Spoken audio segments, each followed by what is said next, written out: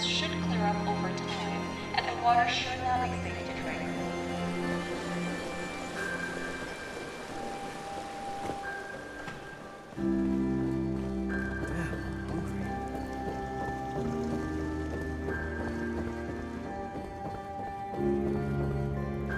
Jacob's on his way. He'll be here any minute.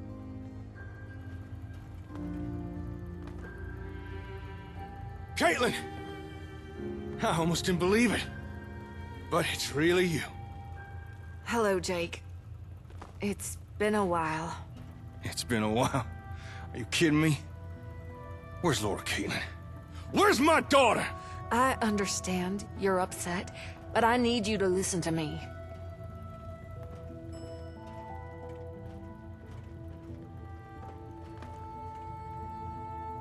We're listening. Laura, they have her, Jake. They took our daughter. That's why I'm here. Oh, no. Oh, don't tell me. Do not tell me the gunners have Laura.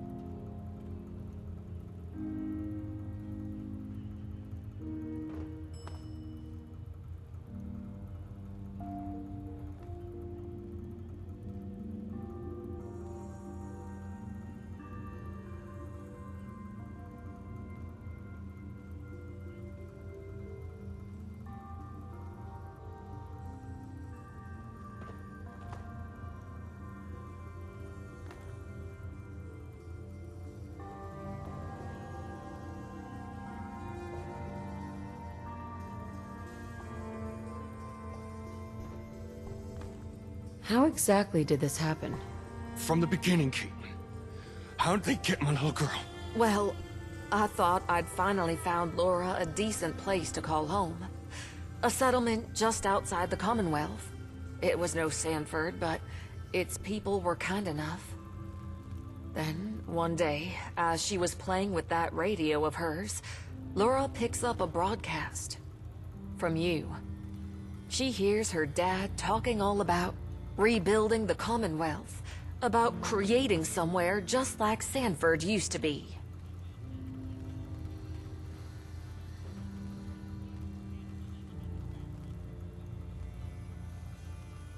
What happened? We were both shocked. Far as we knew, you were a million miles away. But here you were, just a few days' travel from us, saying all the right things. We had our doubts, of course, but Laura wanted to see if what you were saying was true. And just like you, I could never say no to Laura.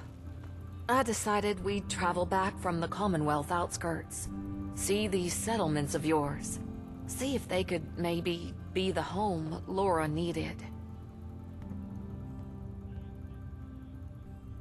What happened after that? We set out on foot. News of a war breaking out hadn't reached us. So, you can imagine my surprise when a gunner patrol approached us. They started by asking us a bunch of questions. Who we were, where we were going. I didn't tell them much. But turns out, I didn't have to. They took our belongings, found Laura's radio, and since it was still tuned into your broadcast, they heard everything they needed to put all the pieces together. They figured out who we were, where we were going. Sounds like a tough situation. Things could have gone a lot worse, but they also could have gone a lot better. After that, they took us to one of their camps. Laura and I were separated. I was dragged into a room and interviewed by a real unsettling woman. Shaved head, cold eyes. She explained to me what was going on. The war, Jake, your group. It was a lot to take in, but it also gave me an idea. I made out that I was sympathetic to the Gunners, and that I had been on my way to confront Jake about some imaginary grievance. I asked if there was any way I could help the Gunners in exchange for my and Laura's release. The woman seemed to like that. She left the room, came back some minutes later, said I was free to go. But if I wanted Laura, I had to deliver something to Jake and his group.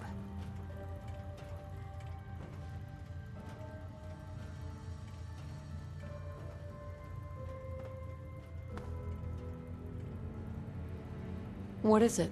She said that's all that I had to do, and that the rest would be on you and Jake.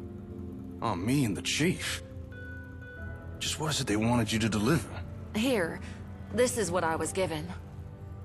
A holotape? It's got your name on it, darling. Mine too. Huh. This looks like it might hold visual data. We'll have to load the tape via the comm array. This whole thing smells like a trap. I've already checked the tape. There doesn't seem to be any signs of anything dangerous. No explosives, no death gas. I think we'll be fine. Besides, I really need to see what's on this tape. Sounds pretty important. Go ahead.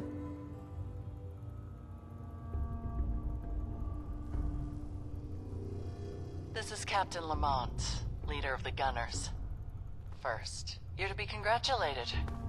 No adversary has ever given us as much trouble as you.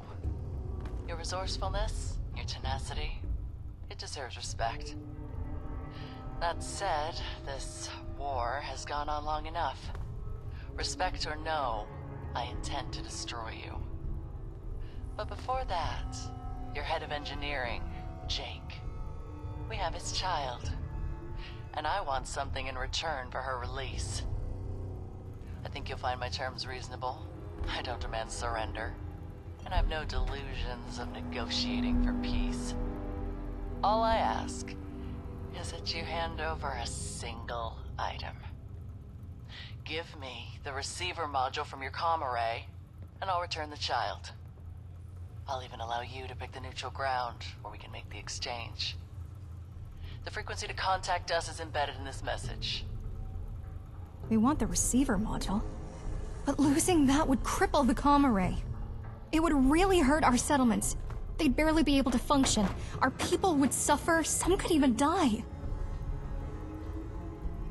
How would people suffer? Without the receiver module, we'd lose most communication.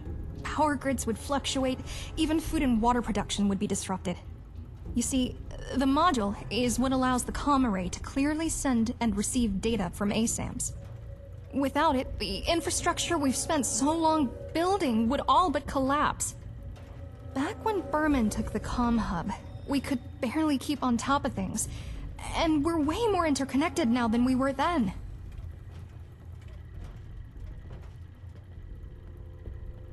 I'm not sure it's worth it. I get that it's hardly ideal, but this is my kid we're talking about here. Look, I've learned a lot about ASAM technology. I reckon I could get the comm array to function without the module. Although it would be working at a greatly diminished capacity. Settlements would still suffer.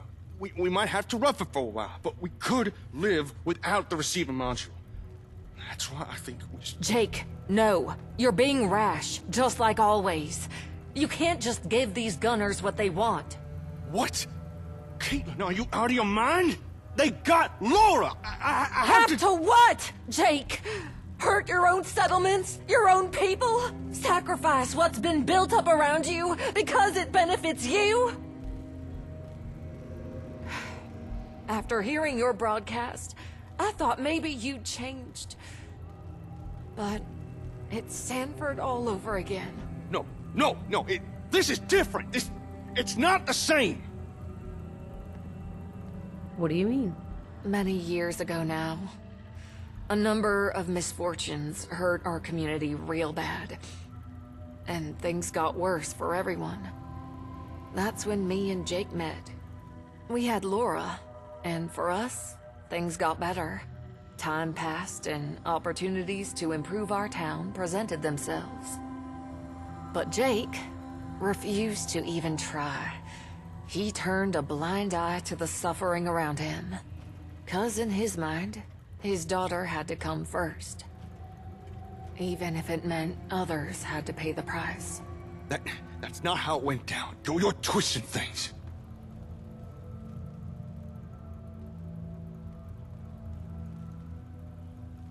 I think that's too harsh. Jacob's a good person. He's just worried about his daughter. A loving father should put his children before himself. But when the cards are on the table, seems Jake will always use the well-being of others as his personal bargaining chips.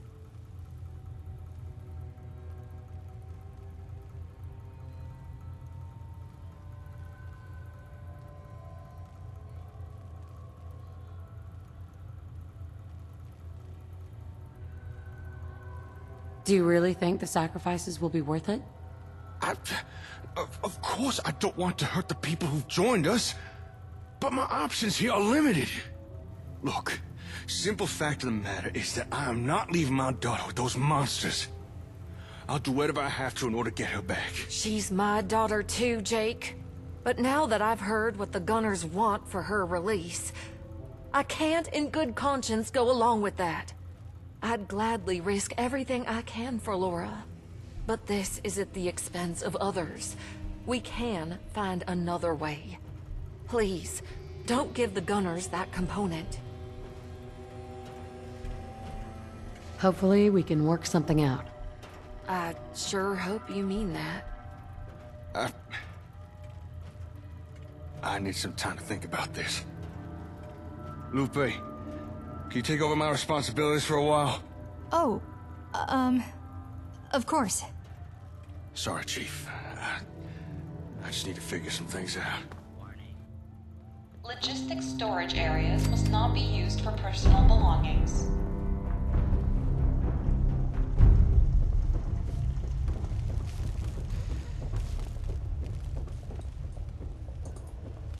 Yes?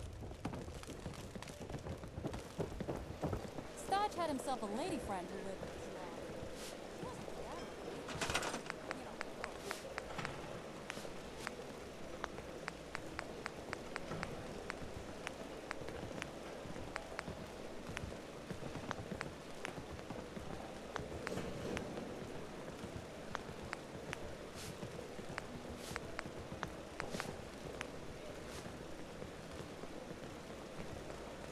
Not Yes? the best place, Huh? but it has potential. Huh?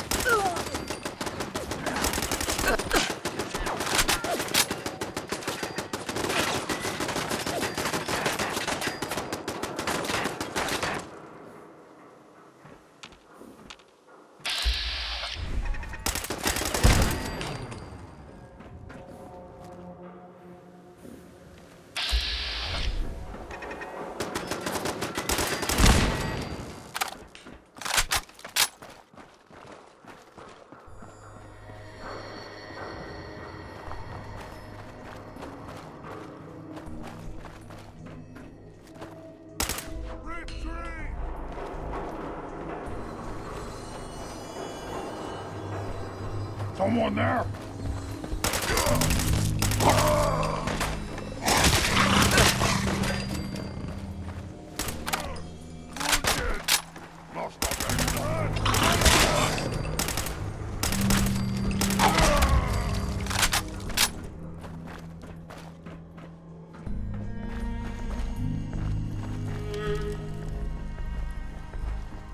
Nora!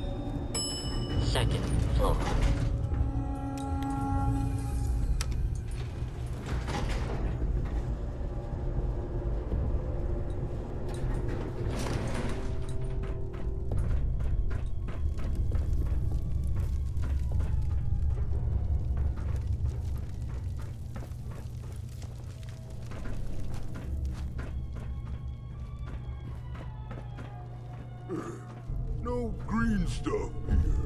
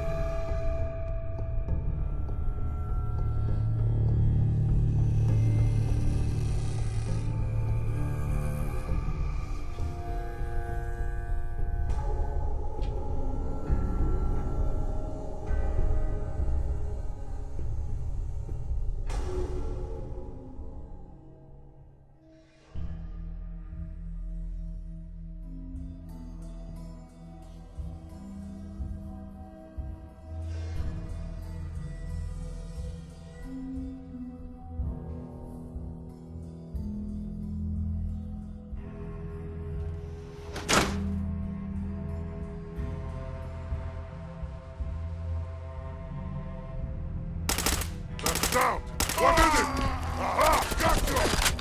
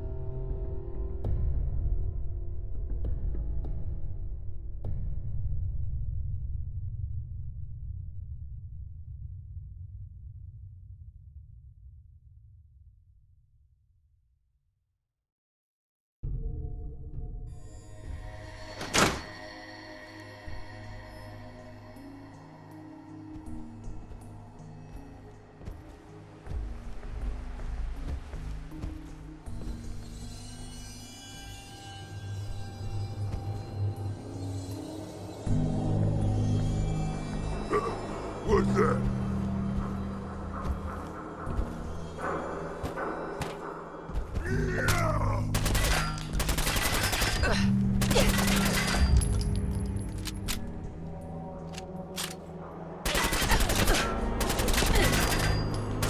Stand still!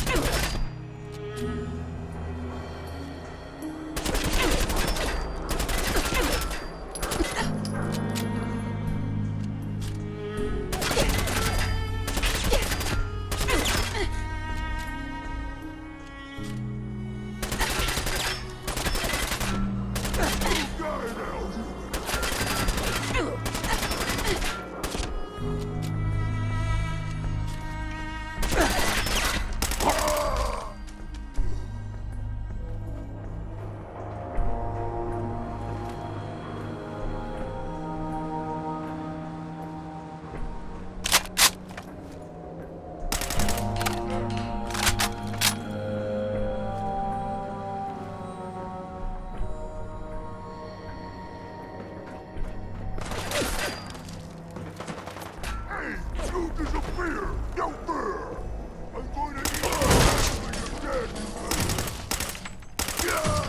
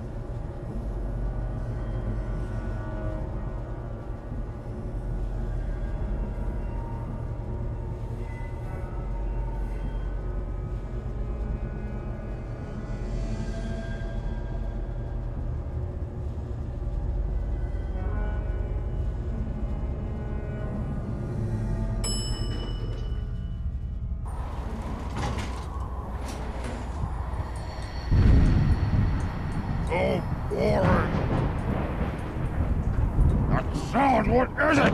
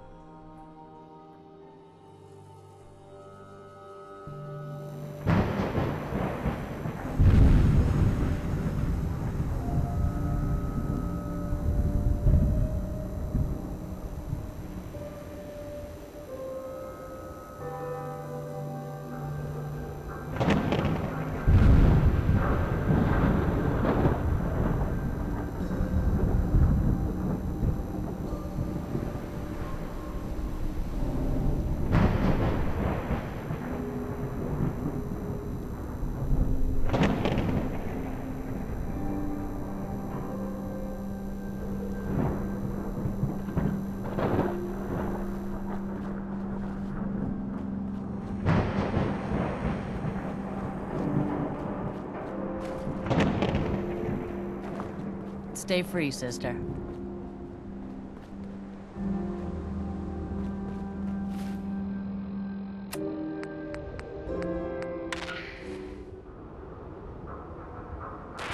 Calling all Silver Shroud fans. I got an urgent mission. If you're a true fan, stop by the Memory Den and to talk to Kent Conley. The Silver Shroud needs you. Galaxy News Radio.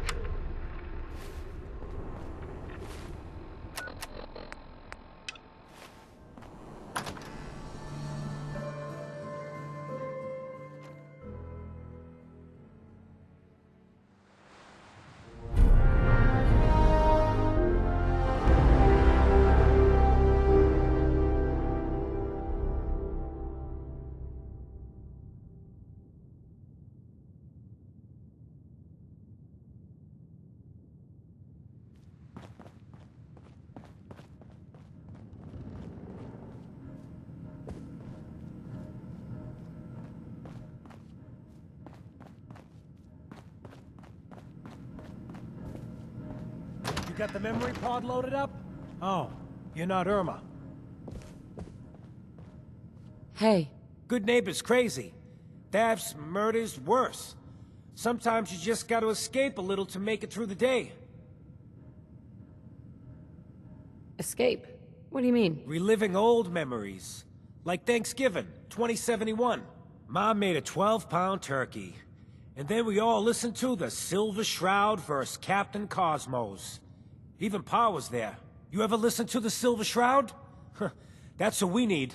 No matter how bleak things got, he saved the day.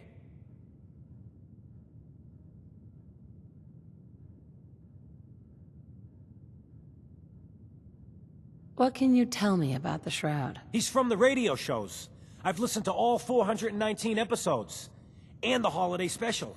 He's the best. Better than Grognak and Man-to-Man combined. My family and I used to listen to every new episode. You mean when they first aired? How? The last broadcast was hundreds of years ago.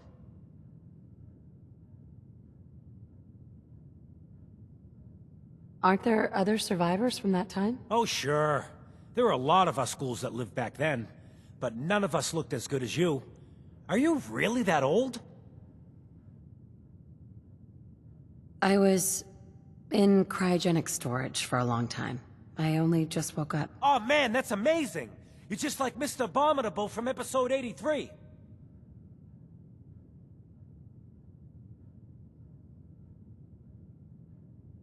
Yeah, something like that. Boy, if you just woke up. The world these days must take some getting used to.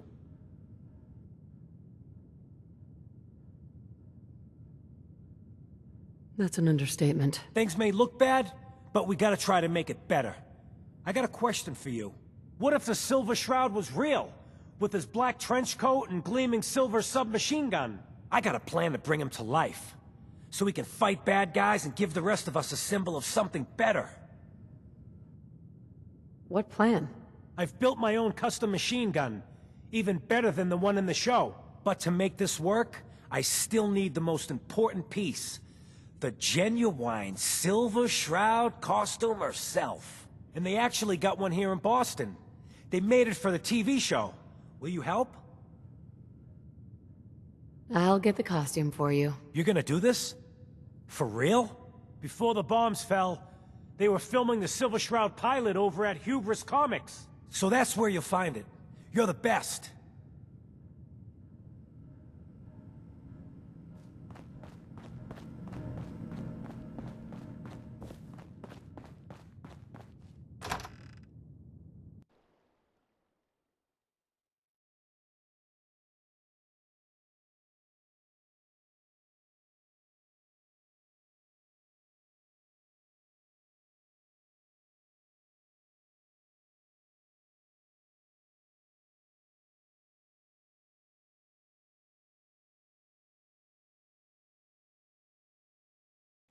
Hell of a load you're carrying. Better sell some to Daisy before someone swipes it.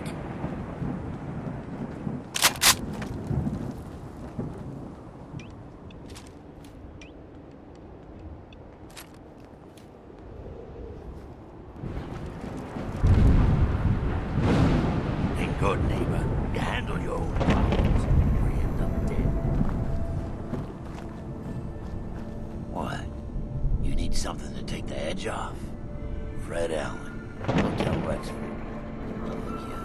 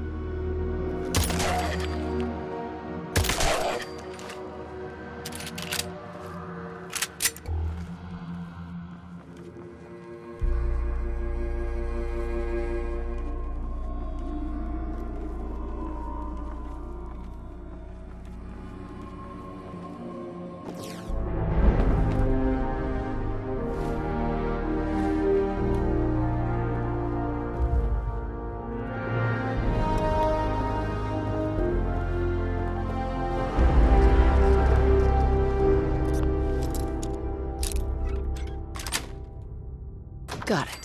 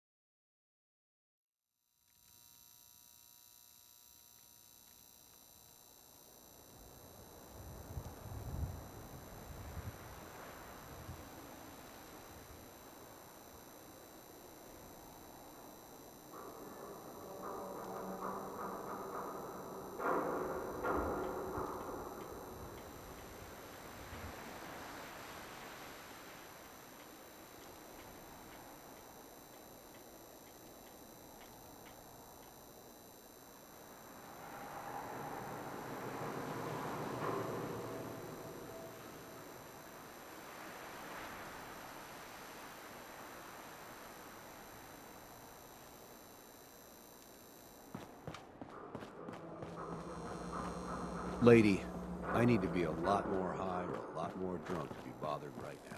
Better keep your irons strapped on. Friendly advice.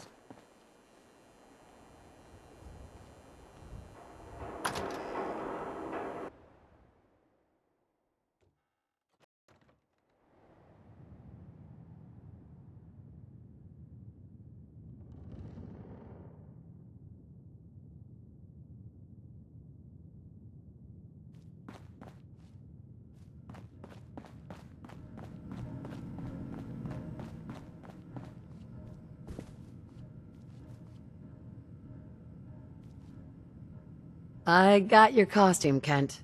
And some other goodies you might like. There she is, pretty as the posters. The Silver Shroud costume herself. And memorabilia, too? You're something else. Together with my gun, everything's all set.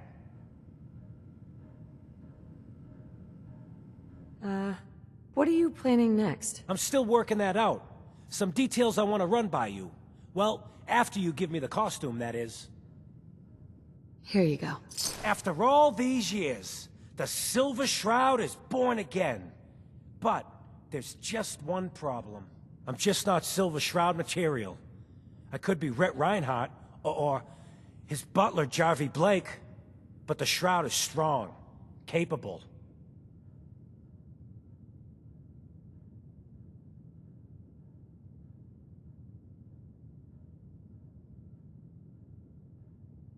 What happens to the suit? Oh, I have an idea who should wear it. You up for being the Silver Shroud? You already got your own origin story and everything. What with the cryovault and all.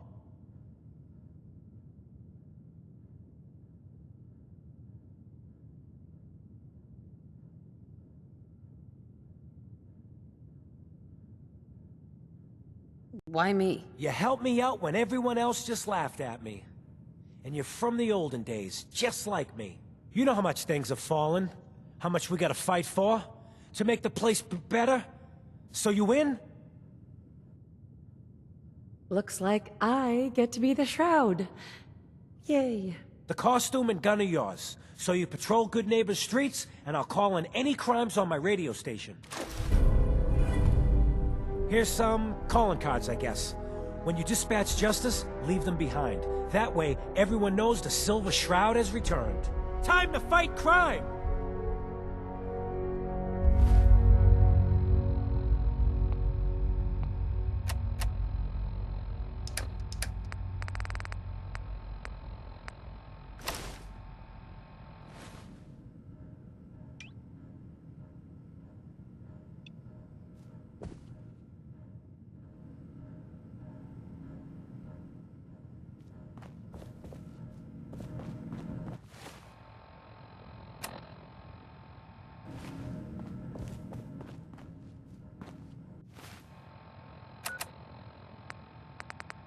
Galaxy News Radio.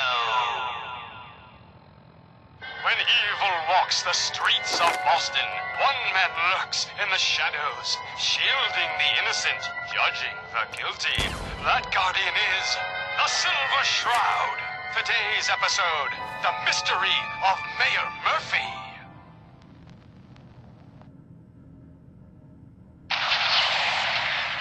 Slowly now. Reveal yourself. Silver Shroud. Fret not, old friend. It's only me. Mistress of Mystery, what brings you to Scully Square on such a foul night? Tracking our dear Mayor Murphy, who is up to some mischief.